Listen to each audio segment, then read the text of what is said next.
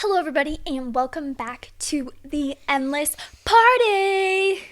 We're here with you tonight, and we're really excited. Or today, depending on when you're listening to We're this. really excited to get to share a small portion of your day with you.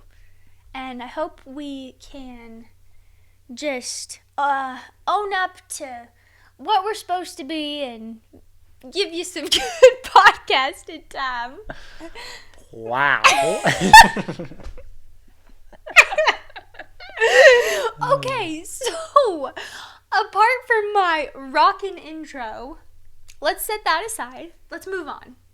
Today, I think we have such a great message to share with you today. We do.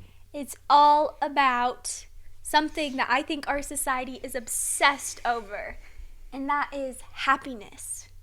What is it? What is How it? to obtain it. And how do we maintain it? Maintain it. Well, no, attain and maintain. Both. Both. How do we do it?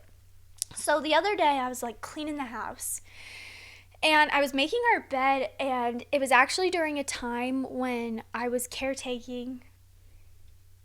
I was a caretaker for an older woman.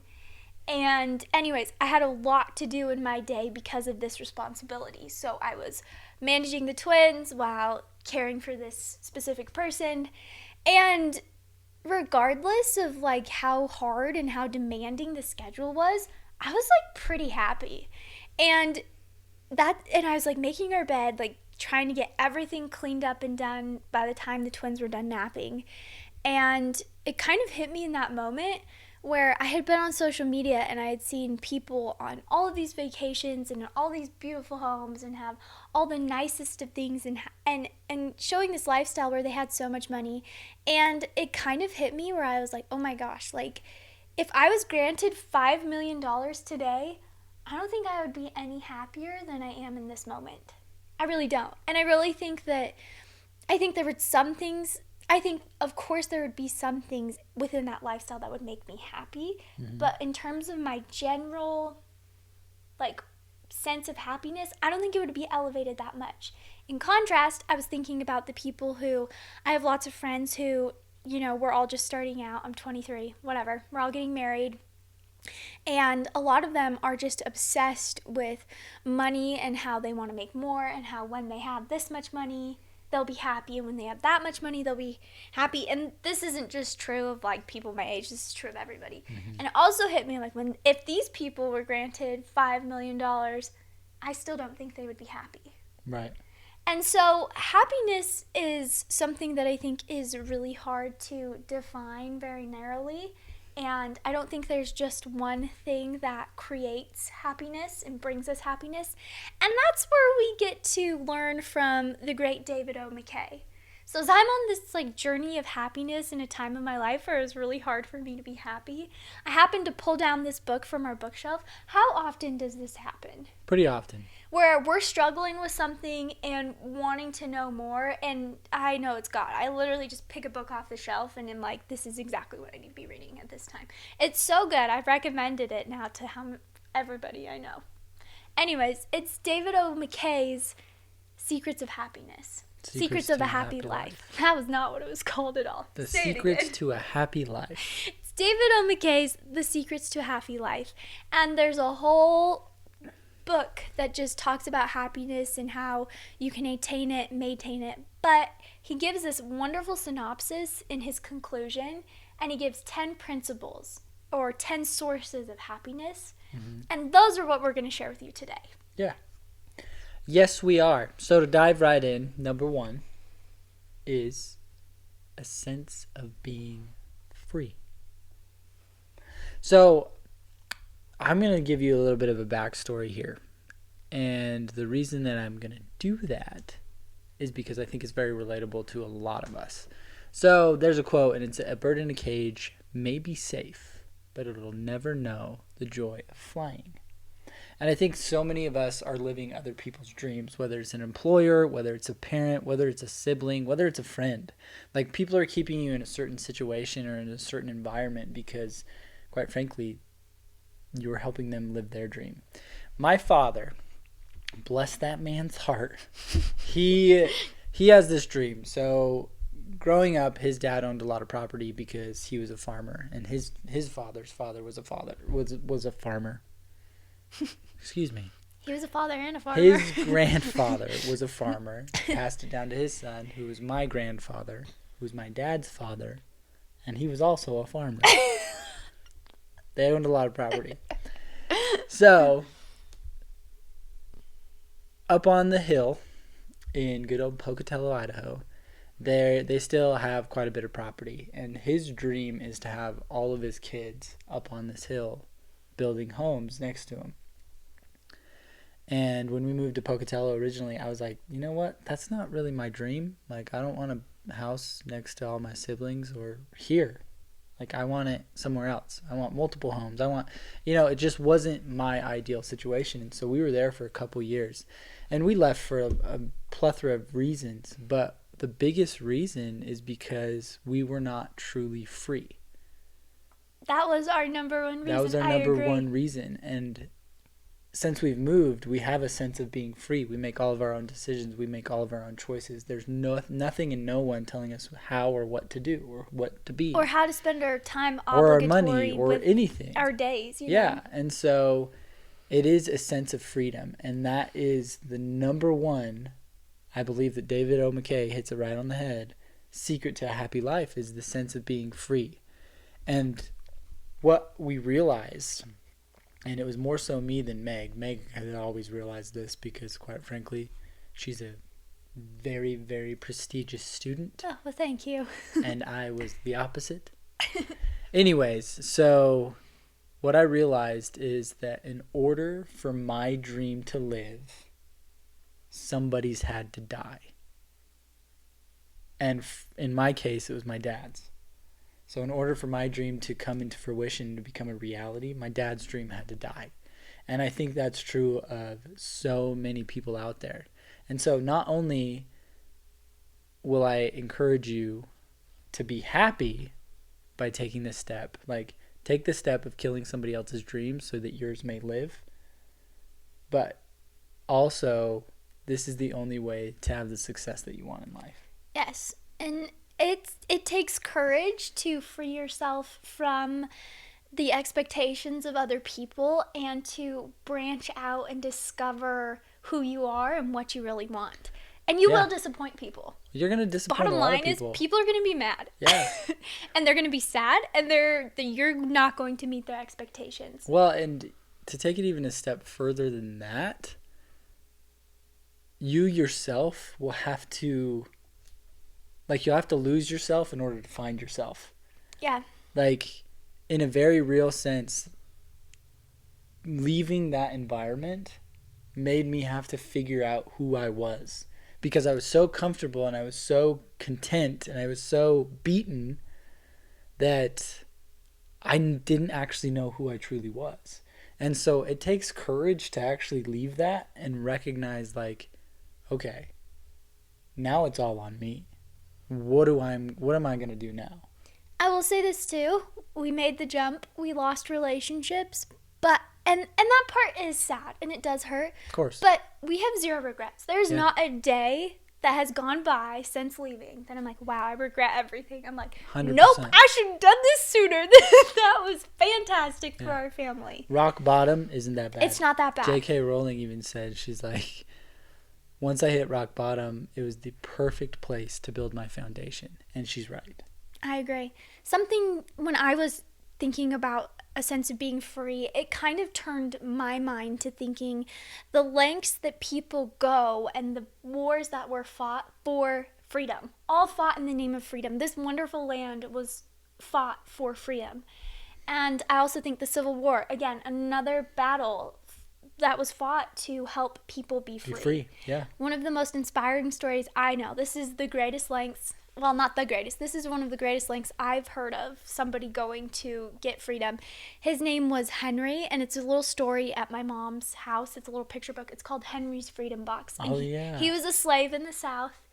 He put himself into a crate and mailed himself to the North to be free. So he was in this horribly hunched position for 48 hours In a box. In a box. He mailed himself to freedom. Because freedom matters. Yes, the risk of leaving and getting caught and potentially dying because he's in a box. Yeah. Like, was worth it was worth it for him to take those steps all in the name of freedom. Mm-hmm. So fight for your freedom. Yeah. It 100% brings happiness. You might not be a slave, but in a very real sense you are.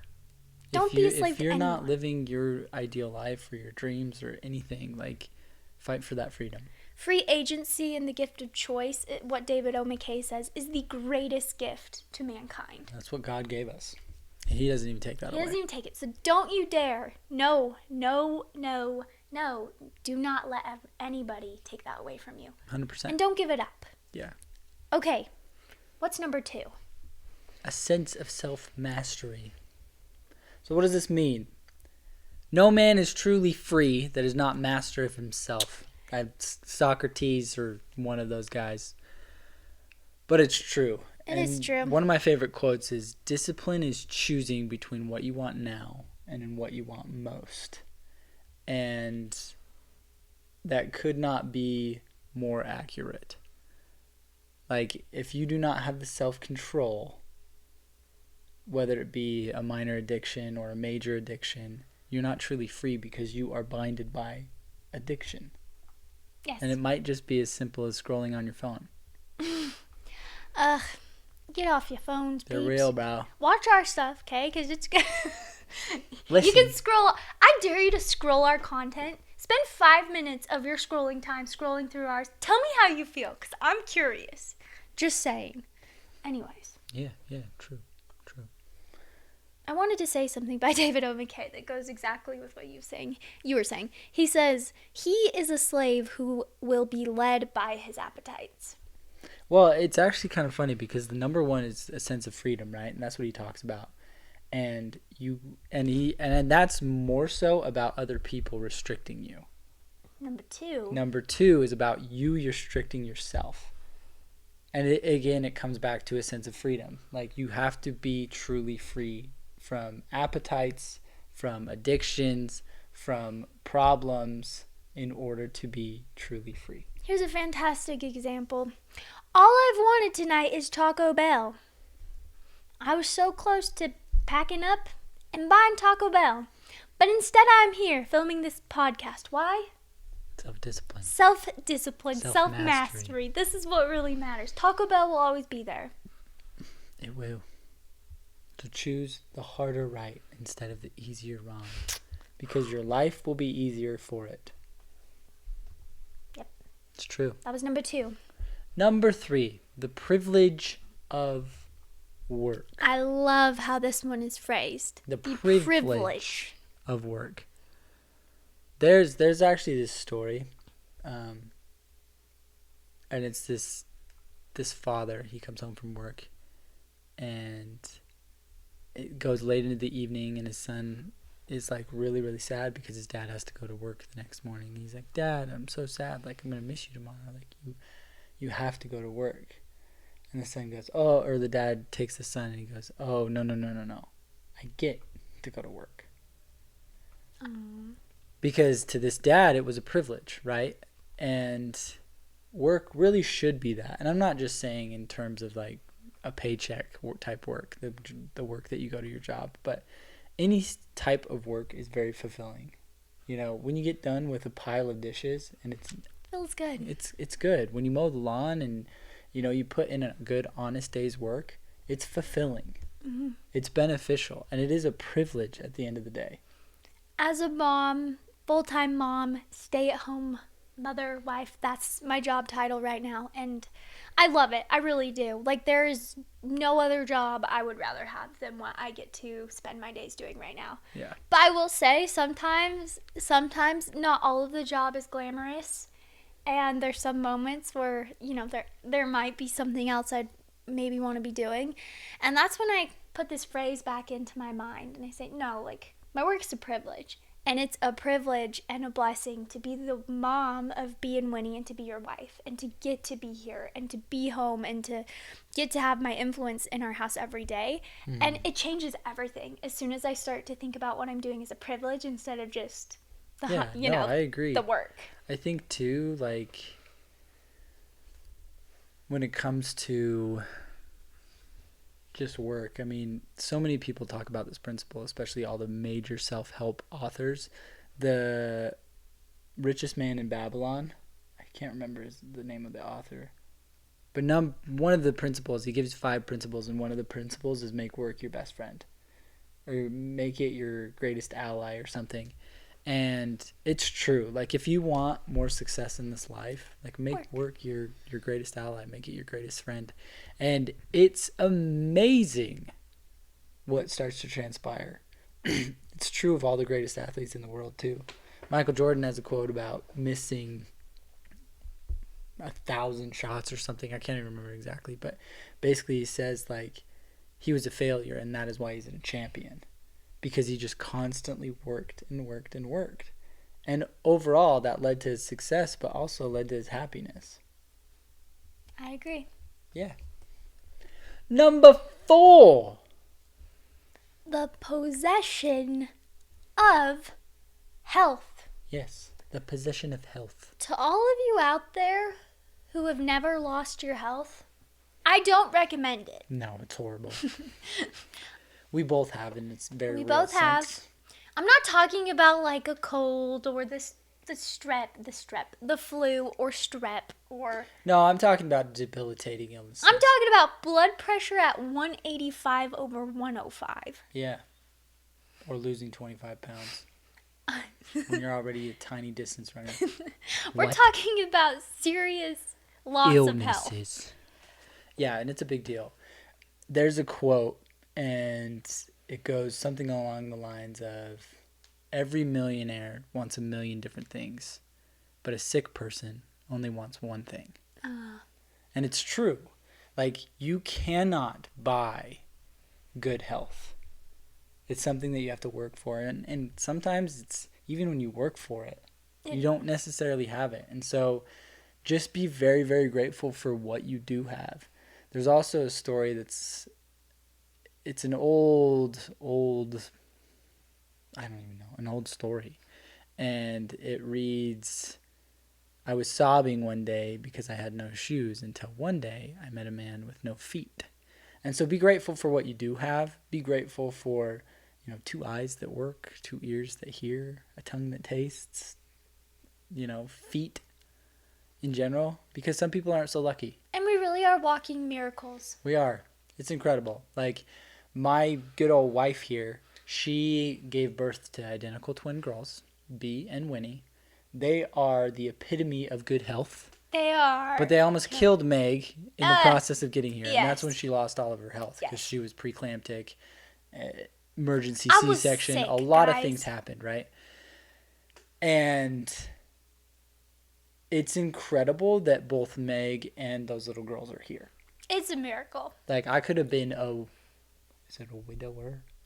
Yes, a widower. A widower. At 27. At 27. And lost all 3 And of us. lost all Really, 3 of if them. it weren't for modern medicine, Modern medication, we would have all been goners. Yeah. I wanted to say this. Yeah, go ahead. I feel like once you lose your health, after losing my health, so I got really sick. It was just because of pregnancy. It wasn't because of any lifestyle or any choice I made.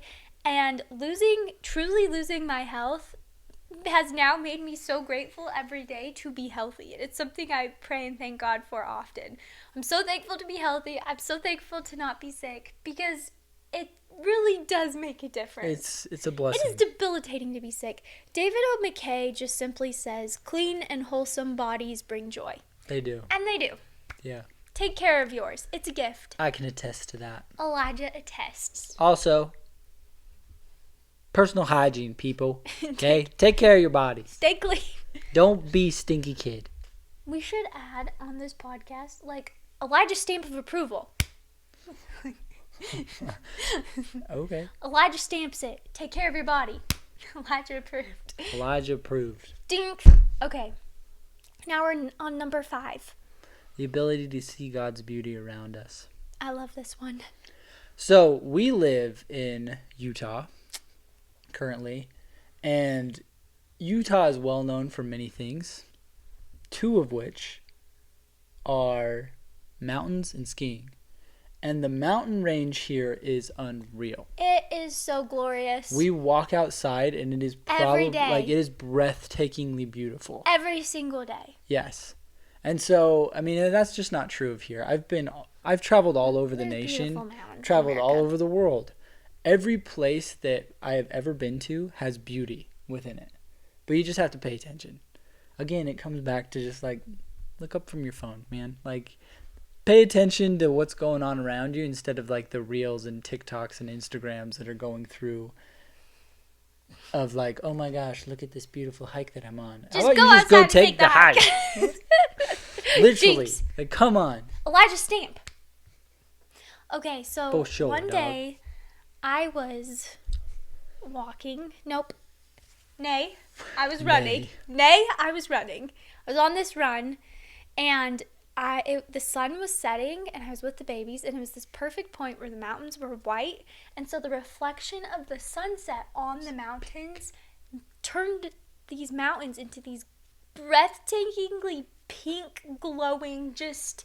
It was glorious. It was one of the glorious sights I've seen. And what was so cool is I think there were 5 or 6 people who stopped along the trail. They didn't even have To their just phones out. They were just watching because it was so breathtaking. There's moments like this in nature all the time. Yeah.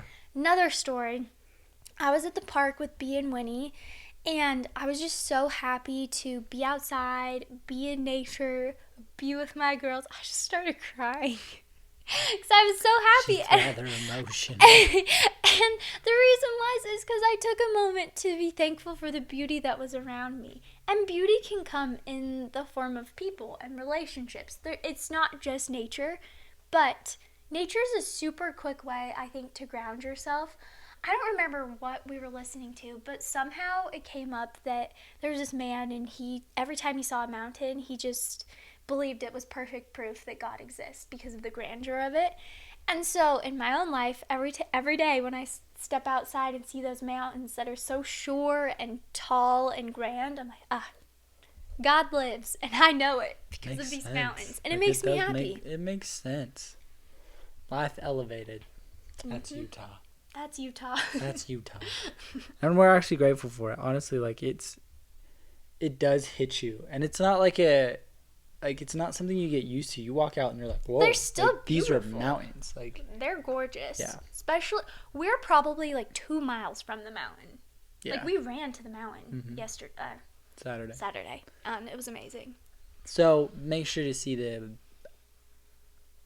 God's beauty around you. Yeah. Yep. The harboring Number 6. of upbuilding thoughts. Upbuilding. What does that mean? What does that mean? What does that mean? I'm asking you. Oh, you're asking me. Okay, well, I'm actually going to share a quote. Fundamental in all of Jesus' teachings was the crime of wrong thinking. He condemned avarice, enmity, and jealousy in the mind as this. David O. McKay has an extensive vocabulary. Let me say this. Okay, he condemned avarice, enmity, and jealousy in the mind as vehemently as he did the results of avarice, enmity, and jealousy produce. Modern psychology confirms his teachings regarding the injury that follows the harboring of hate. He who harbors hatred and bitterness injures himself far more than the one toward whom he manifests these evil propensities. Basically, Did you put that in layman's yes, terms? I'll tell you How? what that was by David. Okay, basically, if you hate somebody, you are doing yourself more a disservice than the person you hate. Because hate and bitterness are so toxic in our minds. And Jesus taught us that the person who thinks hate is worse than the person who committed the crime. The fault that made you hate them. So it's all on you. So don't hate, just love. And think uplifting things. Yes. I think there's so much to be said about this. Like, you become your thoughts. Mm-hmm. James Allen, As a Man Thinketh. If you haven't read it. It's a good read. But he compares our mind to gardens. And he's like, if you plant weeds, like, that's what your garden's going to be. But if you plant, carrots, It's going to be a nice garden. Nice carrot garden. Yeah, so plant up building thoughts. Thoughts that really do that build you up, that help you to push forward, that thoughts of success, thoughts of happiness, thoughts of prosperity. Okay? Okay. I actually take time now to just see where my thoughts wander during the day as I'm cleaning or have a spare moment to myself. And initially, I was super embarrassed because I was like, this isn't good. I don't think very nice things all the time. So I've tried to switch it. It's hard, but at least I'm aware. It is mentally rigorous. It's true. It is. It's to really hard. transform the habit and of it gets negativity easier. It's kind of like running, bro. Same thing. Yeah. Number 7. 7. Being true to those who trust you. Keep your promise. Hold your commitments. Yes. Keep your promises, especially the ones that you make to yourself, to your loved ones, to those you care about. Be that person. Yes. Be true to your word, because soon enough, if your word's no good, you're no good. You don't want to be no good. You don't want to be no good. You want to be really good. Okay? So be true to those who trust you. I genuinely, as a dad, any promise that I make to my little girls, I want to hold true to that promise, because if I break it, oh my gosh. It would shatter them. It would shatter me. I know. Like, if I promise to be at something and then I don't show. I was like, hey, I promise I'll take you to the park today, and I just don't. Like, hold true to your promises. Like, seriously. Like, it'll make your entire life happier. And you should pretend that every person that you're, like, making commitment to is your little tiny 3-year-old daughter who you should. You want to give the world to. Yeah, absolutely you should. Bless you, Lige. Excuse me. It's a cough. Lige, what's number 8? Making friends. True friends enrich life. If you would have friends, be one. That's David O. McKay. Yes. What is it? A good friend, or no? A good friend knows all your crazy stories. A best friend was there for all of them. Elijah told me that the other night. I was like, oh my gosh. It's starting to get to the point where I just think I've been there Elijah's entire life because of the story, you know? Yeah. And so, anyways, he'll share a story. And I'm like, oh, I was for sure there. Yeah, I was there. remember being there. Like, I was there. I wasn't. I was like 5 years old and I wasn't even born yet. I wasn't even there. Yeah. I was going to say, it's kind of actually a little nerve-wracking to make new friends. The other day, I felt like I should go deliver a loaf of bread I baked to some new friends up the street. Neighbor. And I was running up to their house, and I was like, why am I, like, nervous? And I think it's a risk to make new friends and you put yourself out there. But I did. It was a great conversation, and I'm glad I did it. If you want a friend, be a friend. You gotta be a friend. You need to. At the end of the day, like, that's the best way to have friends, is to be a friend. Mm-hmm. Be friendly. Be nice. I love friends. Number 9, doing your best this hour, and you will do better the next. In essence, give your best always. Always give your best. Give your best always. What percentage is always? 100% of the time. Okay? It doesn't mean do your best, 80% of the time. Do your best some of the time. No, it's always. It is always. Yeah. So if you take a step back and really look at a time where you didn't give your best, it is a horrible feeling. You feel super dumb. You feel terrible because you're like, wow, like, did I really not put in my best effort? Why? And for what? Like, what good did it, like, benefit your life? Nothing. One of the things Elijah and I always talk about, there have been races that we didn't win, but our time was incredible and we gave our best effort. Those feel better than the races we won but didn't give our best. Yes. 100%. I had this fourth place finish. That was the most legendary thing I've ever done. I was literally in fourth place. Third place, boom. Absolutely incredible. I was literally in fourth place. I didn't even win. But I was like, wow, that was stellar. And then I've had wins that I was like, eh. Because you gave your best. I gave my best. At the end of the day. So give your best, especially right now. And especially right later. Now. And especially all the days. All the days, give your best. All the days, give your best. In your work, your relationships, your families, everything. Do it. You'll feel better. Yeah, 100%. Okay. Okay. Number Let's do the last 10. one. Number 10 is developing faith. I love faith. Now, if you're new to this podcast, we are avid believers in Jesus Christ and God. Faith, faith, faith. Yep. But more than just like having faith in God, but have faith in everything that's worth having faith in. Yourself. In your family. Well, yeah, there's a million different things. Like, I have faith in Meg and our marriage. I have faith in our family, our tiny little babies. I have faith in them being successful. I have faith in myself. I have faith in my dreams. I have faith in God. I have faith in a million different things. Faith is 100% the pillars that guides mine and Elijah's life. 100%. And it's a pillar of the Armstrong family. So if you Yes. come into our home, Faith. be prepared to feel a little bit of faith. Yeah. Like, that's literally our entire life is based on faith.